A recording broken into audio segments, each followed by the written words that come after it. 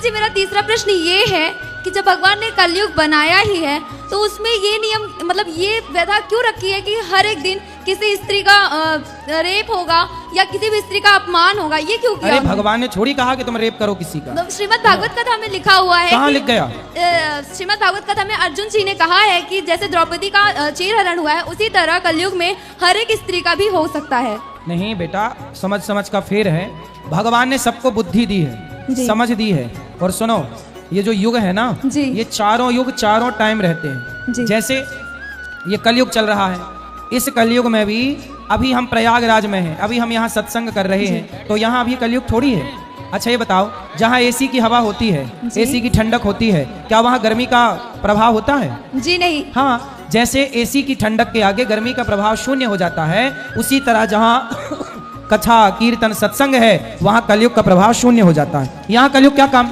कलयुग वहाँ होता है जहाँ जुआ होता है, जुआ में कलयुग, द्यूतमपानम, शराब में कलयुग, स्त्रियां पर स्त्री जहाँ। इसलिए यदि हर माँ बाप, अच्छा ये बताओ, आप कह रही हो कि भगवान के कारण बलात्कार होता है, एक बात जी नहीं, मैंने ये नहीं कहा भगवान के कारण होता है, मैं भगवान को बहुत मानती हूँ। आपने कहा ना कलयुग में ऐसा होता है। हाँ, ऐसा है ना बेटा। यदि हर माँ बाप अपने बच्चों को खूब संस्कार दे दें, अच्छे संस्कार दें, तो अच्छा संस्कारी बेटा किसी के साथ बलात्कार करेगा? जी नहीं। तो ये तो कमी माँ बाप की है ना, परवरिश की कमी है ना। महाराज जी एक बात बताइए, हर एक माँ बाप तो वो नहीं होते ना जो अपने बेटे को गलत संस्कार दे। माँ बाप होते हैं लापरवाह। जी। आजकल के माँ बाप कैसे होते हैं? बच्चे कहीं भी जा रहे हैं उन्हें कोई मतलब नहीं। अरे माँ बाप केवल बच्चे पैदा करने से माँ बाप नहीं होते, बच्चों को योग्य बनाना किसकी जिम्मेदारी है? माँ बाप की। फिर यदि कुम्हार के हाथ में मिट्टी है तो कुम्हार चिलम भी बना सकता है और घड़ा भी बना सकता है। जी। कुम्हार चाहे चिलम बनाए और कुम्हार चाहे तो घड़ा बनाए। उसी तरह माँ चाहे तो बेटे को राम बना दे और माँ चाहे तो बेटे को रावण बना दे। माँ बाप के संस्कार से होते हैं बेटा। माता शत्रु, चाणक्य कहते हैं माता शत्रु पिता वैरी, ये न वालो न पाठिता न शोभते सभा मध्य हंस मध्य बको यथा। जो माँ बाप अपने बच्चों को बढ़िया संस्कार नहीं देते, जब आपका बेटा बीड़ी पीता है 4 थप्पड़ क्यों नहीं मारते? कोई भी बालक एक दिन में नहीं बिगड़ता, बिगड़ता जब उससे ध्यान ना दिया जाए तो भी बिगड़ता है। एक बार गलती करे तो 4 जूता मारो बच्चे को। थोड़ा डर होना चाहिए ना। आजकल के माँ बाप बिल्कुल सिर पर चढ़ा लेते हैं बच्चों को।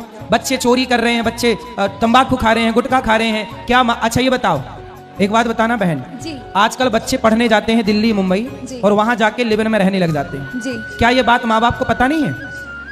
नहीं, हॉस्टल में रह रहे हैं ये पता है। हाँ, अरे बंबई चले जाना, शाम को 5:30 बजे हजारों लड़का लड़की बैठे रहते हैं एक साथ। ये वही लड़के लड़कियां जो पढ़ने गए थे। माँ बाप को सब पता है। इसलिए कहता हूँ बच्चे पढ़ने गए हैं हॉस्टल में, कॉलेज में, 2-4 दिन वहां आसपास चुपके से रह के बच्चों का मुआयना तो करो कि बच्चे कर क्या रहे हैं। क्या ये जिम्मेदारी माँ बाप की नहीं है? पढ़ने गई है बेटी तो क्या खुफिया एजेंसी बन के माँ बाप को देखना नहीं चाहिए? देखना चाहिए। फिर इसलिए गलती किसकी है? पहले बताओ गलती किसकी है? माँ बाप की। हाँ, अब आई तुम ठीक।